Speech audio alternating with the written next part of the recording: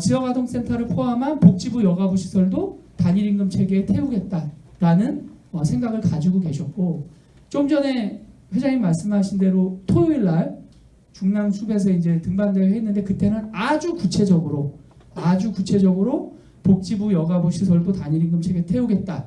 지역아동센터도 포함되니까 이제 그만 내려라. 그 피켓을 들고 시위를 하셨는데 너희들도 포함해 줄 테니 이제 그만 내려라. 그렇게 얘기하시고 2년 안에 본인 임기가 3년 남았지만 2년 안에 할 수 있도록 하겠다. 여기까지가 팩트인 거죠. 그죠? 근데 문제는 그건 시장님 발언이라는 거예요.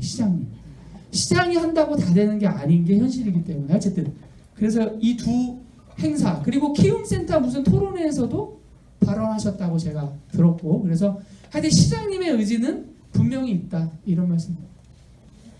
우리의 발목을 잡고 있는 투명성, 공공성을 어떻게 확보할 거냐가 이제 실무 행정과 복지재단 사협회 사무처장의 고민인 거예요. 제가 복지시설을 1년에 한 400군데, 300군데 정도 다니는데 그 중에 지역아동센터를 1년에 한 20군데, 30군데쯤 가요. 회비 내는 데만 이제 찾아가서 고맙다고 인사하는데 좀 다르죠. 다른 복지시설하고는 좀 다르죠. 그죠? 월세도 있고 전세도 있고 무상임대도 있고 또 이렇게 종교랑 같이 하시는 데도 있고 또 굉장히 물론 지역이 열악하니까 당연히 지역 자체가 열악한데 센터만 좋은 건 말이 안 되는 거죠. 그죠? 하여튼 굉장히 다양한 시설을 본 제 입장, 저 그리고 저뿐만이 아니라 다양한 평가나 뭐 이런 걸 통해서 많은 사람들이 이제 지역아동센터 현장을 가본 거죠. 그리고 이제 가끔씩 터지는 물론 지역아동센터에서만 터지는 건 아니지만 가끔씩 터지는 그런 문제 때문에 투명성, 공공성을 가지고 여가실도 걱정을 하는 것 같고 현장에서도 어떻게 할 거냐가 고민인 것 같아요. 그래서 이제 개인 시설이 제가 듣기로 70% 정도 된다고 들었어요. 그래서 그 개인 시설을 법인화해야 되지 않겠냐는 게 대세인 것 같아요. 일단 개인 시설이 300개가 넘는데 개인 시설을 그게 사단법인이든 사회복지법인이든 협동조합이든 간에 법인화 시켜야 된다. 적어도 개인한테 계속 보조금을 계속해서 주는 거는 쉽지 않겠다고 판단을 하는 것 같아요. 이건 그냥 제 얘기야. 서울형 데이케어 센터라는 게 있죠. 시에서 얘기하는 몇 가지를 오케이 하고 기준에 적합하면 6천만 원에서 8천만 원 정도를 더 지급하는 거죠. 물론 뭐 야간 보호의 인건비 수당이고 주로 그래요. 그냥 주는 게 아니야. 나름대로 서울시가 해야 되는 사업을 하겠다고 하고 기준에 포함이 되면 이제 6천에서 8천만 원을 더 주는 그런 이제 사업인데 저는 일관되게 서울형 인증을 받는 것이 더 현실적이다. 그렇게 이제 주장을 하는 거예요. 근데 법인화하고 이 인증하고 서로 다른 얘기냐? 그렇진 않아요. 법인화도 하나의 인증 기준이 될 수 있다. 저는 그렇게 생각하는 거예요. 그래서 하여튼 맨 마지막 얘기는 제 얘기고 현재 별로 거론되고 있지 않아요. 근데 어쨌든 그냥 왜냐면 오늘 제 의견 얘기하는 날이니까 하여튼 그래서 이거를 어떻게 지금 해결을 할 건지가 여가실 여성가족정책실 우리 담당 팀의 고민인 것 같아요. 그리고 조금 말씀 더 드려야 되는데 너무 많이 얘기하는 것 같아요. 이게 이제 서울시 생활임금이에요. 올해 서울시 생활임금이 212만 원입니다. 네? 서울시 생활임금이 시간당 1,256원인가? 하여튼 그 정도 돼요.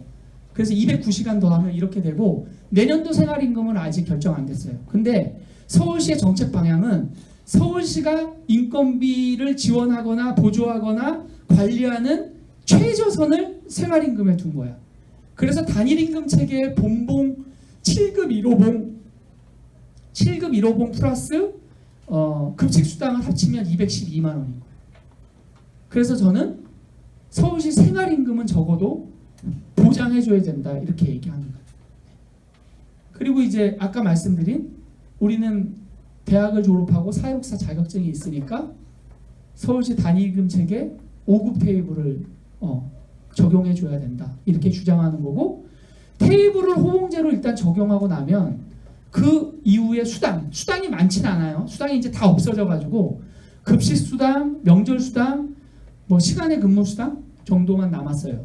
관리자 수당, 가족 수당, 가족이 없는 사람도 있으니까. 예, 하여튼, 예. 그런데 시간의 근무나 가족 수당까지는 모르지만 나머지 수당들은 호봉제 5급 테이블만 쓰면 그 이후로는 예산만 확보하면 되잖아요, 그죠? 근데 지금 우리의 문제는 테이블을 못 쓰는 게 문제라는 거야. 그러니까 매년 15만 원부터 18만 원 됐다, 21만 원 됐다, 뭐 25만 원 됐다 이렇게 가는 거 아니에요? 그래서 호봉제를 요구하는 것이 핵심이다. 저는 그렇게 보는 거예요. 그래서 이제 대표님이 앉아 계시는데 이견이 살짝 있어요. 생각이 조금 다르다고 저랑.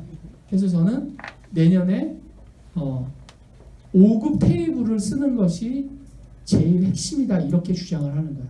호봉 인정을 해주면 좋지만 예산이 없어서 호봉을 제한을 받더라도 5급을 쓰게 되면 그럼 그 다음에는 매년 한 호봉씩은 올라가잖아요, 그죠? 그리고 예산을 좀 더 확보하면 기존의 경력을 다 인정받는 호봉으로 가는 거고 수당 하나씩 챙기면 되잖아요, 그 다음부터, 그죠? 근데 현재 서울시가 계획하고 있는 건 제가 말씀드리는 이런 방식이 아니야. 그래서 그거는 좀 고민을 해야 된다.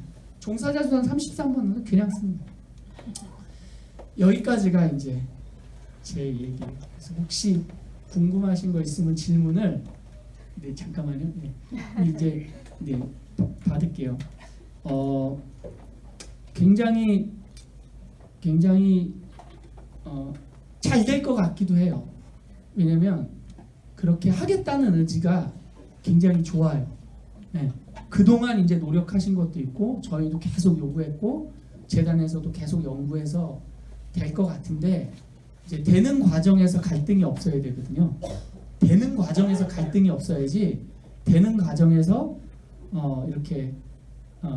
이렇게 나뉘면 굉장히 이제 어려움을 겪게 된다는 말씀을 꼭 드리고 싶어요. 그러면 질문 받고 답변 초기 아까 먼저 말씀 잘 들었고요. 이렇게 가는 기간에 잘 돼갈 것 같고 제 생각에도 수고가 너무 많으신데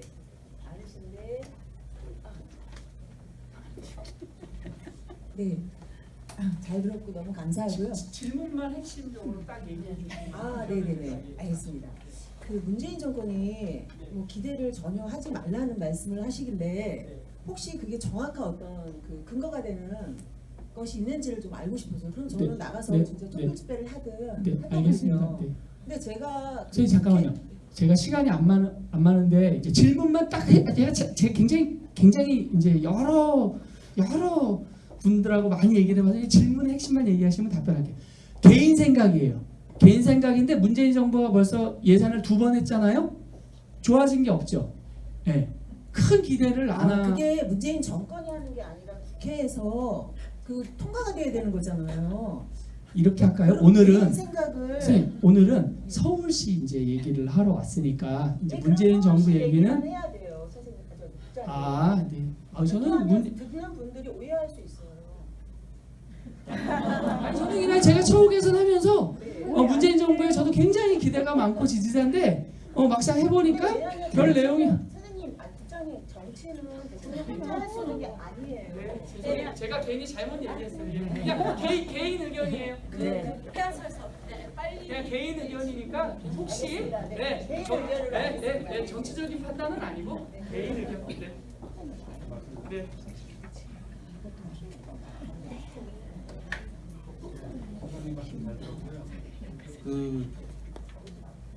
이순성 박사님 훌륭한 논문의 제2저자라는 걸 오늘 처음 알았고요. 그 정도는 인정해드려야 될 것 같아요. 박수 한번 보내드리고. 그리고 제 질문은 우리가 그러면 서울시청 한 바퀴 도는 거 말고 우리가 할 일이 뭐가 있을지 좀 추가로 말씀을 좀 해주시면 좋을 것 같아요.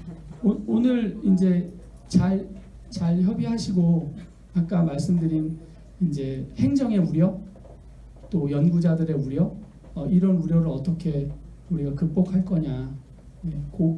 그게 제가 보기엔 핵심인 것 같아요. 아까 말한 투명성, 공공성 확보를 어떻게 할 거냐. 왜냐면 그걸 자꾸 우려하니까. 저 송파에서 왔는데요. 아까 국장님이 5가지 단일임 책의 의미의 5가지 뭐 동일임금 그러면서 이제 약간 캐시마크를 붙였던 게 하나의 조직 이야기하면서 교사 공무원 이야기를 좀 써놨었거든요. 그러면서 거기다가 약간의 우렁표를 좀 적어놨어요. 그래서 아까 금방 누리비 선생님이 이야기했던 그거에 어떤 보충 질문 차원에서의 제 질문도 같은 연장선에서 이야기 나왔다 생각을 하거든요. 그러니까 하나의 조직이 무엇을 의미하는 건가? 뭐 그런 걸 좀 구체적으로 이게 분명히 저는 의미가 있다 생각을 하거든요. 네, 이상입니다. 교사는 전국이 임금이 하나죠. 공무원도 임금이 하나죠. 공무원 노조가 11월 달만 되면 이제 시청 앞에 와서 데모를 하죠. 잘 보세요. 공무원 노조가 1년 내내 가만히 있다가 10월 말 11월쯤 되면 서울역 앞이나 시청 앞에 와서 꼭 시위를 하죠. 왜 해요? 내년도 임금 인상 때문에 하는 거죠. 공무원은 이제 뭐 우리 전교조가 대표적인데 전교조도 겉으로는 임금 얘기를 안 하지만 그렇게 하죠. 사회복지계가 하나가 안 되는 이유는 임금이 달라서기 때문인 거예요. 제가 봤을 때 만약에 임금이 적든 많든 전국의 모든 사회복지 시설이 하나의 임금 체계를 써왔다면 굉장히 잘 뭉치겠죠. 그런 의미의 이제 얘기고요. 그냥 하나의 조직 얘기 나왔으니까 저는 이제 여러분 전국 조직이 몇 개 있잖아요. 그래서 전국 조직은 뭐 몇 개가 되든지 뭐 그 하나로 합치기가 쉽지 않을 것 같은데 서울에 440개 있다고 제가 들었는데 440개 sen터장님들이 어느 하루 모이셔서 그냥 투표를 하든지 추대를 하든지 조직을 하나로 만드셔야 돼요. 왜 말씀드리냐면 다른 직능협회는 조직이 다 하나예요. 좋든 싫든 그 회장이 마음에 들든 안 들든 조직이 다 하나야. 근데 우리는 조직이 하나가 아니니까 대표성의 문제가 생기는 거죠. 그래서 하여튼 그냥 덩달아. 네. 혹시 또 다른 질문 있으시죠?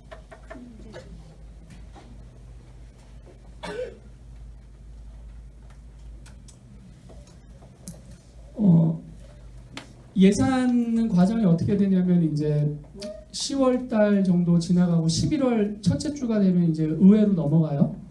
근데 이제 아시겠지만 행정에서 어떻게든지 이제 왁구를 짜가지고 예산을 서지협이 저희한테 요구한 예산은 106억인가 그랬던 것 같아요. 지역아동센터가 전체 106억이 필요하다 이렇게 했는데 실제로 더 필요한데 어쨌든 그러면 이제 그거에 50%를 해야지 100%니까 뭐 50억을 확보할 수 있을지는 모르겠으나 아니면 또 다른 계산법으로 다르게 계산할지 모르겠으나 어느 정도의 예산이 확보될 것 같아요. 예년처럼 뭐 3억, 2억 이런 수준은 아닐 거다. 그런데 그 예산을 의회에 최종적으로 넘길 때에 그 계획이 굉장히 중요하다. 그리고 그 계획은 아직 작성 중이다. 저는 그렇게 생각해요. 그래서 대표님 오셨지만 대표님, 여가실, 또 사협회가 그런 능력이 되는지 모르겠으나 제가 또 한번 찾아가고 해서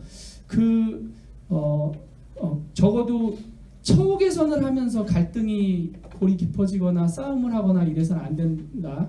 그리고 합리적으로 예산을 어떻게 할 건지에 대한 좀 그런 고민이 필요하다는 게 이제 제 생각이에요. 그래서 하여튼 협회에서도 계속해서 지역아동센터가 그 아까 호봉 테이블 단일임금제 테이블을 쓸 수 있도록 계속해서 관심 갖고 이렇게 노력하겠다 이런 말씀드리고 질문이 없으셔서 이제 마칠게요. 네, 고맙습니다.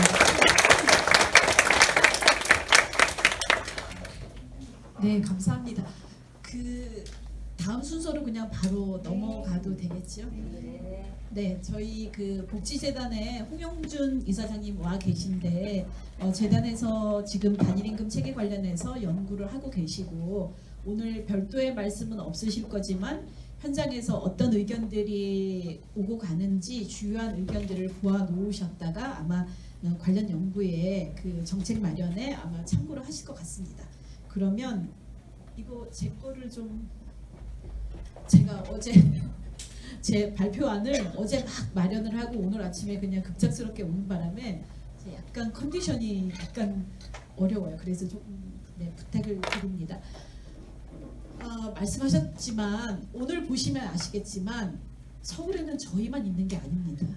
서울에는 저희만 있는 것이 아니라 지역아동센터만이 지역아동센터의 문제를 해결할 수 있는 것이 아닙니다.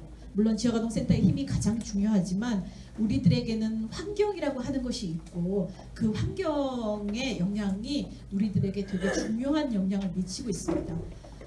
제가 가장 드리고 싶은 말씀은 우리가 올해 초에 겪었던 되게 많은 갈등과 어려움이 있는데 지금부터 현장은 상당히 냉정해져야 됩니다.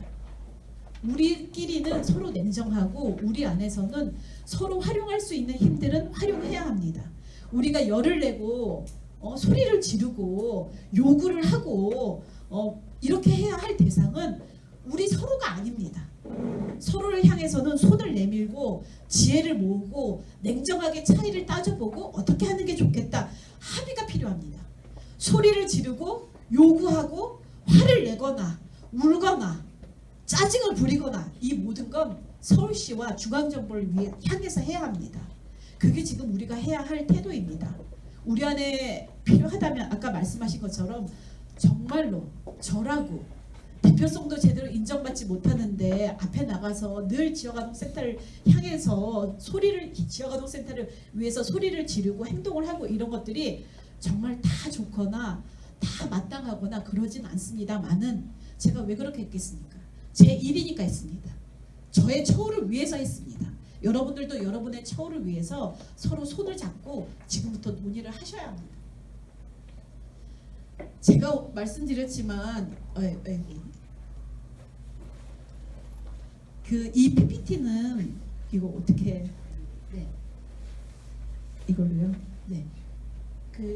이 PPT는 원래는 그룹홈에 관련돼서 그룹홈들이 서로 한번 모여서 이번에 국회에서 토론회를 했습니다. 이 PPT는 그 그룹홈의 자료를 가장 기본적인 자료로 해서 만들어진 자료이고요.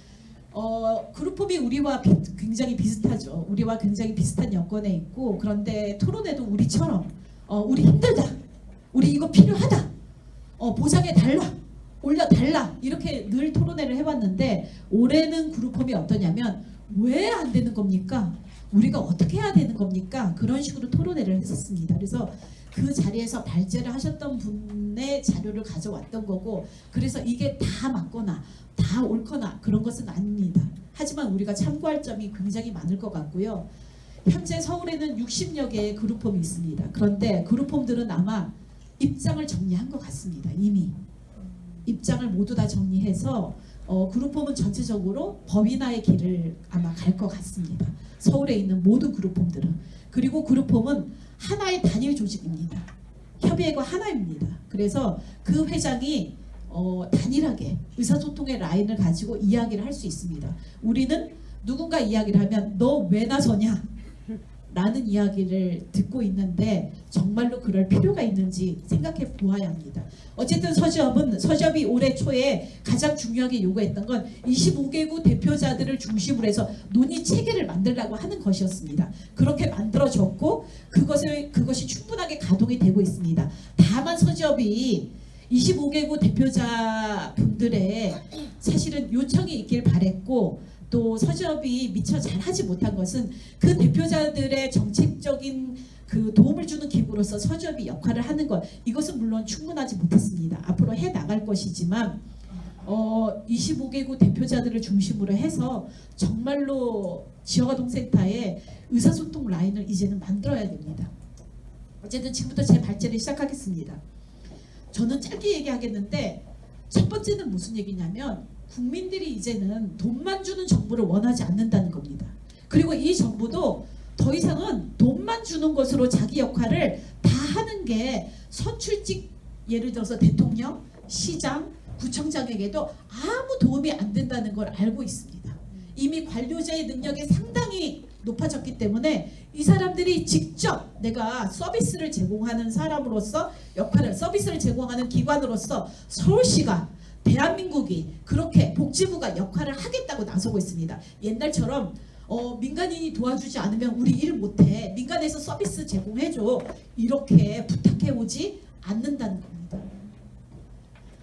그런 이유로 만들어지고 있는 것이 사회서비스원이나 커뮤니티 케어나 찾아가는 동주민센터 이런 것들이 있습니다. 사회서비스원은 옛날 같으면 민간의 법인들이 있어서 법인이 시설을 만들고 시설에서 서비스 제공자들을 파견해서 서비스를 제공하고 이런 역할들을 공공이 아예 하겠다는 겁니다. 그럼 법인 필요 없고 우리가 법인들이 못하겠다고 하면 우리가 사회서비스원을 세워서 사회서비스원에서 시설들을 직접 운영하겠다 이렇게 얘기하고 있습니다. 찾아가는 동주민센터를 통해서 주민들이 찾아가는 우리 동네 사회복지사가 돼서 우리가 대상자 발굴하고 어떤 지원이 필요한지 예를 들면 가서 인테이크하고 이런 거 우리가 직접 서로 돌보는 그런 체계를 세우겠다 이렇게 하고 있습니다. 그런데 그런 환경 안에서 내 지역 아동센터 우리 애들만 도와주세요. 동네는 어떤지 모르겠지만 그냥 내 거, 내 센터, 우리 애들 이것만 이야기하고 있는 환경이 과연 정말 먹힐 것인가 라고 하는 고민을 되게 주요하게 해봐야 됩니다. 잘하고 못하고의 문제가 아닙니다. 왜 나라는 이런 고민을 하느냐? 너무나 심각한 저출산 고령화 속에서 돈은 너무너무 많이 들어가는데 돈이 들어가는 것만큼 정말 효과가 있는 것인가 라고 하는 고민. 돈이 들어가는 만큼 국민들이 우리나라 복지 서비스 너무 좋아, 우리 동네 복지 서비스 너무 좋아 라고 하지 못하는 이유가 뭔가 공공이 책임을 덜하기 때문이 아닌가라는 생각을 많이 하고 있다고 합니다. 하고 있기 때문이라고 합니다. 그러면 도대체 우리는 누구인가? 그렇게 공공 서비스가 확대되어 가는 속에서 그동안 열과 성을 다해서 아이들을 돌봐왔던 우리는 지금 어느 자리에 있는가라고 하는 걸 생각해 봐야 한다는 겁니다. 지금은 누구나 돌봄이 필요하다고 하지만 아무도 충분한 돌봄을 하지 못하고 있는데 사적으로는 개인적으로는 치매 걸리신 우리 부모님 아이들 일도 하고 우리 아이도 돌보고 해야 되는 이 모든 어려움을 충분히 다 해결할 수 없습니다. 그런데 그런 것들을 위해서 우리가 사회 서비스라고 하는 것들이 만들어지고 있는데 그 사회 서비스들이 어떤가 보면 도대체 어디에 가서 어떻게 신청하고 어떻게 정보를 얻어야 될지 아무도 제대로 알지 못한다고 합니다. 그리고 도대체 그런 신청을 그런 신청에서 누가 그런 자격을 얻을 수 있을지도 그냥 저희도 그렇지 않습니까? 센터에 어떤 아이가 필요해서 그 정말 적합한 대상자여서가 아니라 그냥 자리가 비었는데 그냥 오면 그냥 입소 상담해서 그냥 서비스 이용이 결정이 되는 겁니다. 그러니까 모두가 정보가 있거나 운이 있거나 뭐 어떻게 알게 되면 저희도 지금 누구한테 얘기하냐면 센터에 저희가 자리가 비어서 센터를 이용하고 있는 애들에게 부모님들에게 이야기하고 있습니다. 주변에 서비스가 필요하다고 하는 친구가 있으면 돌봄이 필요하다고 하는 친구가 있으면 파랑새를 좀 소개해줘라 이렇게 이야기를 하고 있습니다. 그리고 그냥 그런저런 서비스는 많지만 꼭 필요한 서비스를 내가 12시에 올 건데요. 오늘은 내가 아파서 아이를 늦게까지 못 돌보는데 오늘은 좀 도와줄 수 없나요? 우리 아이가 초등학교 졸업하고 중학교 가는데 우리가 이사를 가는데 이렇게 서비스가 충분하게 제공되지도 못한데 그냥 그저 비슷비슷한 뭐 그런 것들은 엄청 많은 것 같습니다. 돈이 어디서 어떻게 적합하게 쓰이고 있는지 그리고 그런 것에 대해서 아무도 책임지지 않습니다. 행정에서는 그냥 시설에서 잘못했던 거라 그러고 우리들은 또 뭐 복지부 아니면 서울시 이렇게 계속 누군가 뺑뺑이를 돌고 있고 그 안에서 발을 동동 구르고 있는 건 부모님, 아이들 뭐 그런 느낌이라고 하는 겁니다. 특히 그룹홈은 이런 이야기들이 굉장히 중요한데 왜냐하면 그룹홈도 우리들처럼 개인 시설이 70% 이상인데 그룹홈에는 아이들이 입소하면 수급자가 되는 거예요. 그 아이들은. 그러면 그룹홈의 운영은 어떻게 되냐면 그 수급자인 친구의 수급비를 운영비에서 같이 써야 하는 거예요. 그런데 개인인 내가 이 사람이 받는 수급비를 내가 받아다 쓰겠다. 그럼 어떻게 될까요? 말이 안 되는 짓이잖아요. 마치 그냥 갈취랑 비슷한 거예요. 그런 법적 자격이 없다면 이 사람이 아무리 그룹홈 시설장이라 하더라도 보장 시설의 시설장이 아니기 때문에, 즉 그렇게 써도 된다라고 하는 법적인 요건이 안 갖춰져 있기 때문에 아이들이 그룹홈 다 졸업하고 나서 온대요. 선생님 제 수급비 내놓으세요. 아 진짜로요. 수급비 내놓으세요. 선생님이 무슨 자격으로 내 돈을 가져가요? 돈 내놓으세요. 이러고 지금 온답니다. 법적인 문제들도 걸려 있고요. 그래서 지금 어떻게 해야 되냐면 이런 서비스들이 다 어떤 식이냐면, 그래서 우리도 지역아동센터에서 보면 아이가 뭐 드림스타트에도 다니고 복지관에도 다니고 학교에 있는 교육복지 사업에 지원도 받고 지역아동센터도 다니면서, 그러니까 개인이 어떠냐면 개인이 알아서 개별 맞춤형으로 그냥 내가 알아서 서비스들을 다 하고 다니고, 여기 안에는 자기들 기관들 안에서는 서로 연계가 되고 있지 않기 때문에 도대체 누가 무슨 서비스를 받는지 모르는 거죠. 그러니까 각 교육복지센터, 교육복지사업, 드림스타트, 지역아동센터, 복지관에서 다 각기 나라 돈을 써가면서 한 사람에게 다 몰빵을 해줘도 도대체 누가 이 사람이 얼마만큼 충분한 서비스를 받고 있는지 몰라서 누구는 서비스를 하나도 못 받고 누구는 이것도 받고 저것도 받고, 오늘은 센터 못 가요, 오늘은 저 롯데월드 가야 돼요, 오늘은 드림스타트에 가야 되기 때문에 거기서 공부하니까 지역아동센터는 가서 안 할래요. 뭐 이런 식의 일들이 벌어지고 있는 거죠 지금. 그래서 우리 안에서는 또 어떠냐면, 그렇게 사실은 서로 연계해야 되는데 사실은 드림스타트와 우리가 협력해서 같은 일을 하고 있는 건데 그냥 뭐 괜한 경쟁을 하는 거죠. 괜한 경쟁을 하면서 괜한 데다가 에너지를 낭비하니까 사실 서비스의 질을 높일 수 있는 구조가 안 되는 겁니다. 아무도 그것에 대해서 책임지지도 않고요. 지금 우리가 과연 우리가 개인인데 우리가 어떻게 다른 사람의 개인 정보를 다 받아서 서비스 신청서를 다 쓰고 다 수집해서, 그래서 그냥 저 구청에다 전화해서 선생님 우리 애들 한 명 들어왔어요, 이렇게 할 수 있냐는 거예요. 우리에게 어떤 법적 조건이 있어서 그걸 누군가 걸어서, 우리 이번에 공시했던 것처럼 누군가 그것에 대해서 문제 제기하면서 당신이 뭔데 라고 한다면 우리를 도대체 누가 보호해 주냐는 거예요. 정부에서, 구청에서 해야 하는 일이 뭔가, 구청에서 왜 우리가 저희 지금 파랑새가 어떠냐면 아이 2명이 없어서 교사 1명이 나가야 해요. 근데 그 아이가 지역에서, 근데 우리 동네 바로 옆에는 우리 동네 키움센터가 생기고 있어요 지금. 저희 센터 바로 곁에는 인근에.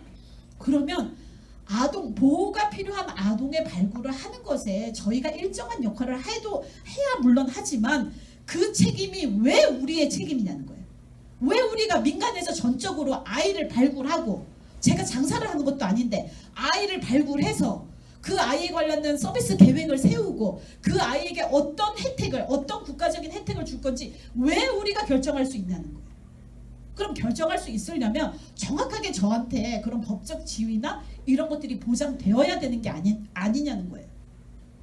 국가가 아무런 계획도 없이 민간이 돈 2억 원 들고 와서 저 시설 차릴게요 라고 신고증 주세요. 그러면 국가가 아무한테나, 그 사람이 그냥 그 종사자, 예를 들면 법적인 문제만 없으면 시설만 구하면 아무한테나 주잖아요. 그래놓고 나중에 너네 문제 생겼어, 너네는 믿을 수가 없어, 너네는 다 천차만별이야 라고 얘기를 하는데, 그렇게 만들고 있는 게 누구냐는 거예요.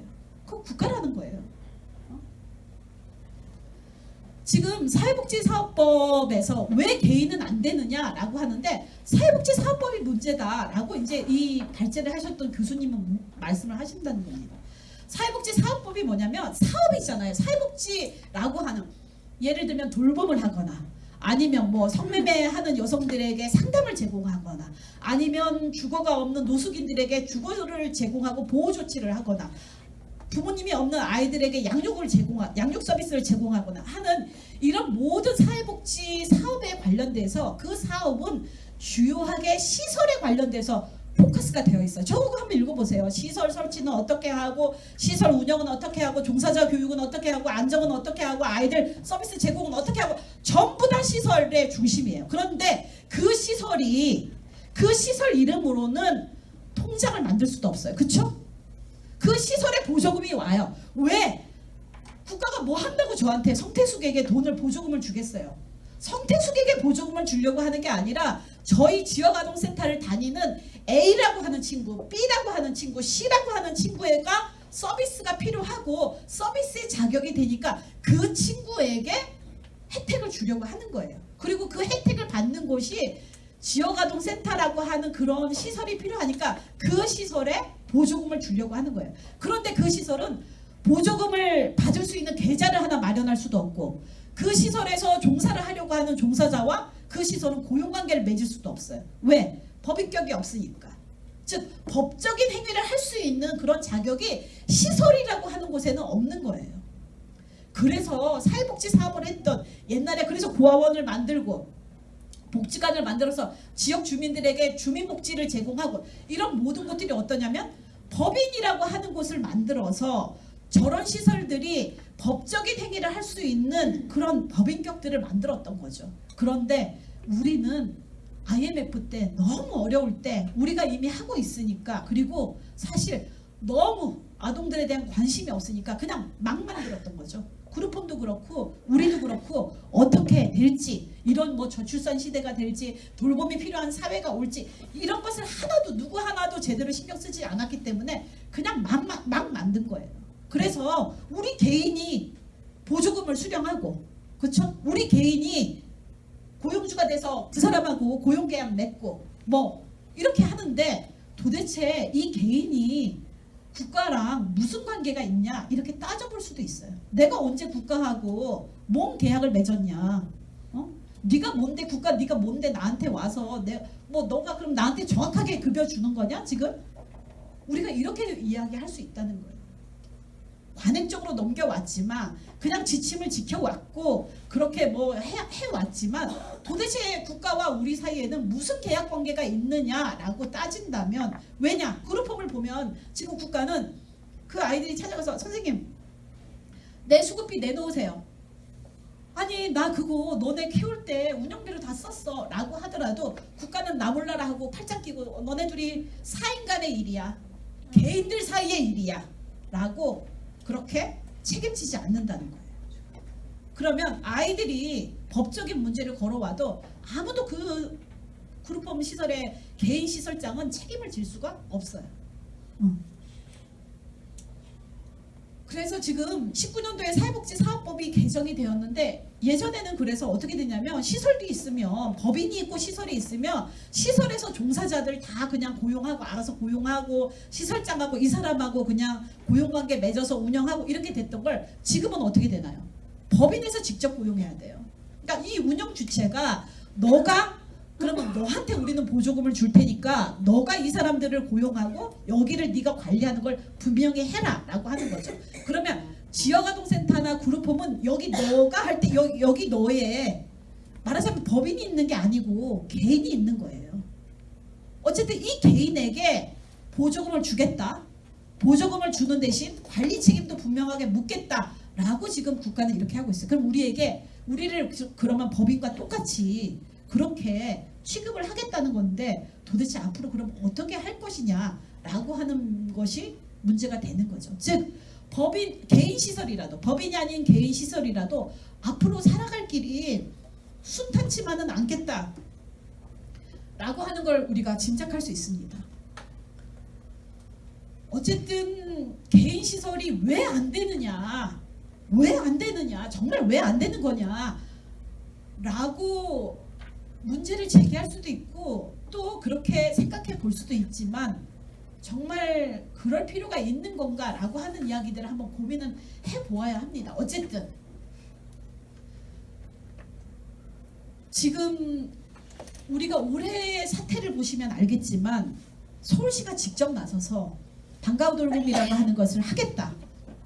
그리고 지금 제가 일요일날 그 우리 동네 키움센터에 PBL 그 프로젝트 베이스드 러닝인가 그 PBL을 연구하시는 교수님을 잠깐 만나 뵀는데 교수님이 그 PBL을 그러니까 서울시가 뭐라고 얘기하냐면 그 PBL을 우리 동네 키움센터에만 적용하지 말고 지역아동센터도 PBL을 확대할 수 있도록 그렇게 어떻게 하면 확대할 수 있을까를 연구하기 위해서 그 교수님을 만난 거예요. 근데 그 교수님에게 저희 지역아동센터들이 어떤 식으로 하루가 운영되고 있고 프로그램 제공이 어떤 식으로 되고 있는지를 쭉 말씀드리니까 교수님 하시는 말씀이 거기 벌써 다 PBL 하시네요. 벌써 그렇게 하시면 되는 거네요. 그러면 거꾸로 지역아동센터에 있는 프로그램, 지역아동센터가 어떻게 하는지, 어떻게 자원을 조직하고 지역사회에서 프로그램이라고 하는 걸 만들어내고 아이들에게 서비스 제공하고 있는지를 다 알아내서 우리 동네 키움센터에다가 이렇게 엎어주는 게 더 낫겠네요. 저한테는 그 모든 이야기가 그렇게 들렸어요. 그러면 개인 시설로 남아서 우리가 앞으로 이런 체계에 대항해 나갈 수 있을까? 정말로 하나하나 이렇게 하나하나의 개별 시설로 딱 저 성태숙 한 명, 뭐 누구 한 명 이렇게 개인 시설로 남아서 이런 것들에게 대항 체계를 만들어낼 수 있을까? 그런 고민이 필요합니다. 하지만 그러면 전환을 한다. 개인 시설에서 전환을 한다라고 하는 건 법인 시설로 가는 거죠. 개인이 아닌 법인 시설로 가는 거고, 그래서 개인이 책임지는 것이 아니라 법인의 정관을 만들고, 어떻게 내 마음대로의 운영이 아니라 정관에 따른 규정에 따른 운영 체계를 만들고 의사소통 구조를 만들고 총회를 통해서 의견을 결정하고 뭐 이런 것들을 하자는 것인데, 좋다. 우리가 백보 양보를 해서 그러면 개인 시설이 뭐 여러 가지 이렇게 어려움들이 있다면 우리가 그러면 전환을 하겠다고 쳐보자. 그렇다면 지금 보증금으로 들어가 있고 월세 내고 있고 뭐 여러 가지 내가 뭐 필요해서 사유재산 집어넣은 거 이거 어떻게 할 거냐. 두 번째. 그리고 지금 내가 원하는 건 난 아이들 돌보고 싶다. 평생 그거 해왔고 그거밖에 할 줄 모른다. 그리고 서울시가 우리 동네 키움센터라거나 아니면 보건복지부에서 다 함께 돌봄, 학교 돌봄교실 이런 거 막 그런 식으로 하지 않았으면, 혹은 그런 것을 하더라도 지역아동센터를 존중하는 방식으로 같이 했으면 나는 그냥 평생 조금만 나아지면 아이들 잘 돌보고 아이들과 함께하는 삶을 살고 싶다. 나의 소원은 그것뿐이다. 그런데 내가 지역아동센터를 운영하고 있으면 나는 어려운 환경에서 어떻게든지 하겠지만, 만약에 내가 법인으로 전환해서 예를 들면 국공립시설, 예를 들면 우리 동네 키움센터로 그렇게 종사자가 돼서 들어가면 내가 원하는 만큼, 내가 큰 잘못을 저지르지 않는다면 내가 원하는 만큼 돌봄 종사자로서 내가 역할할 수 있냐, 나의 고용이라고 하는 것을 정말 보장해 줄 수 있는 것이냐 라고 하는 고민이 우리들에게 있습니다. 또 지금 아까도 말씀했지만 2명이서 3명이서 저도 지역 센터에 있으면 정말 화장실을 한번 가는 거, 화장실 한번 가서 거기 앉을 때나 한번 잠깐 쉬어보지 뭐라도 하고 있는 거죠. 30분의 휴게 시간 있잖아요. 사실 4시간 하고 나면 30분 휴게 시간 있지만 뭐 그것을 어떻게 지키고 이럴 여력이 없이 계속 일하고 있는데, 센터 하나 운영한 것도 정말 미치고 환장해서 팔짝 뛸 정도인데 우리가 법인을 운영하고 협동조합을 운영하고 이거 우리 지금 상황에서 안 가능하다. 그런데도 우리 이렇게 해야 되는 거냐 이런 거죠. 그러면 그렇다고 해서 정말로 개인 시설로 남아야 되느냐, 아니면 이렇게 어려운 환경에서도 가야 하는 거냐, 그런 고민들을 우리가 지금 마주하고 있습니다. 얘기를 들어보면 그래도 이런 우리 지역아동센터에서 큰 소리 내시는 분들은 이미 법인화를 하셨거나 아니면 법인화에 관련된 준비를 하고 계시거나 그런 분들이 많으신 것 같아요. 그리고 지금 저도 그냥 왔다 갔다 하면서 계속 개인 시설로 남아 있었는데, 이제 우리 같은 사람들은 어떠냐면 저기 문이 열리고 있어요. 뭔가 알 수 없는 문이 두렵지만 저기 가면 지금보다 어떤 사람들은 훨씬 낫다고도 하고, 어떤 사람들은 훨씬은 아니지만 괜찮다고 하고, 어떤 사람들은 저기가 가야 할 길이라고 했는데 저 문이 열리고 있어요. 근데 문이 어떠냐면 열릴 때는 그렇게 천천히 열리더니 좀 열리고 나서 닫히는 속도가 엄청 빠르게 지금 닫히고 있는 거예요. 그래서 막 정신없이 저기를 가야 할 것 같은 생각이 들어요. 벌써 내년에, 올해 지금 벌써 9월인데 뭐 내년에 어쩌고 막 이런 얘기들이 들리는데, 이렇게 촉박한 가운데서 우리가 전환이라고 하는 것들을 제대로 정신 차리고 해낼 수 있을까 두려움도 있습니다. 그 법인이라고 하면 법인이 뭐가 있냐면 예를 들면 사단법인이나 재단법인이나 사회복지법인 이런 거 만들 수 있어요. 돈만 있으면 사무실 있고 법인 운영할 인력 있고 여력 있으면 만들 수 있어요. 또 아니면 우린 그 정도 안 되니까 한 5사람 이상 모여서 사회적 협동조합 이거 만들어도 법인이 될 수 있어요. 서울시는 법인인가 우리가 내줄 수 있어. 그러니까 너네 내년에 법인해. 그러면 지역아동센터 법인하면 우리가 도와줄게. 서울시는 지금 이렇고 보건복지부는 얘들아 내년에 사회적 협동조합에 관련돼서 우리가 전환하는 센터들에게 매뉴얼도 만들어주고 뭔가 지원책도 마련할 예정이야. 그러니까 너네 사회적 협동조합으로 전환해. 갑자기들 이렇게 난리들이고 뭐 이게 주려를 이거 꺼주세요. 그런 속에서 그룹홈은 법인으로 이미 전환하겠다고 입장들을 뭐 그게 협동조합이 될런지 모르겠습니다만은 전환하려고 이렇게 입장들을 모았는데 과연 우리는 그러면 어떻게 해야 될 것인가? 우리는 개인으로 남아야 되나? 법인으로 가야 되나? 그리고 이 모든 결정들이 다 개별 시설들의 그런 그냥 하나하나의 고민으로 가야 하는가라고 하는 것이 그리고 예를 들면 제가 법인을 만든다. 제가 사회적 협동조합을 만든다. 물론 할 수 있겠죠. 왜 못하겠습니까? 저희 센터에 있는 후원자들 중에 또 부모님들 중에 몇 분 모아서 또 종사자들하고 힘을 합하면 사회적 협동조합 같은 건 얼마든지 만들 수 있어요. 왜냐하면 직원들이 있고 여기 뭐 2그룹 이상 3그룹 이상 서로 이해관계가 다른 사람들이 모여야 되는데 지역 사람들하고 의논하고 후원자들하고 의논하고 종사자가 나오고 학부모님들 모시고 이렇게 하면 전환할 수 있겠지만 그게 정말 그렇게 형식적으로 공공성을 마련하는 것이 정말로 서울시나 정부가 바라는 일이냐. 우리가 빨리 단일임금 체계 하면 정말 급여가 엄청나게 뛴다고 하니 그래도 지금보다는 훨씬 낫다고 하니 정신없이 그냥 누구 뭐 예를 들면 그냥 어디 팔려가듯이 어디 법인 없어요? 응? 저희 뭐 해줄 법인 없어요? 아니면 막 임용 계약해서 우리가 지금 법인 소속인 것 같지만 사실은 그런 일이 벌어지지 않으리라고 글쎄 장담을 못하겠어요. 그러면 좀 더 차분하고 질서 있고 형식적인 공공성과 내용적인 공공성을 함께 가져갈 수 있고 지역아동센터 예를 들면 단일임금 체계도 그렇고 법인화도 그렇고 이 모든 게 우리가 가장 하고 싶은 일 아이들을 잘 돌보는 일 우리가 그걸 가장 하고 싶고 그것을 위한 중요하고 좋은 수단이 되기 때문에 우리가 고민하는 건데 정말 그렇게 하는 것에 도움이 되는가라고 하는 부분에 대해서 고민이 필요합니다. 지금 법인 시설하고 개인 시설이 그렇게 질적인 차이가 있을까요? 지역아동 센터 내에서 법인은 엄청 잘하고 개인 시설들은 엄청 떨어지고 그럴까요? 네, 아닌 건 우리가 누구보다 잘 알고 있죠. 그럼 만약에 법인은 공공성이 형식적 공공성이라도 확보되었으니까 예를 들면 법인은 단일임금 체계를 적용해주고 개인 시설들은 믿을 수 없는 존재들이니까 너네는 단일임금 체계에 못 들어와. 이러면 어떠시겠어요? 그 말이 안 돼. 하지만 그렇다고 우리를 어떻게 보장을 시키겠어요?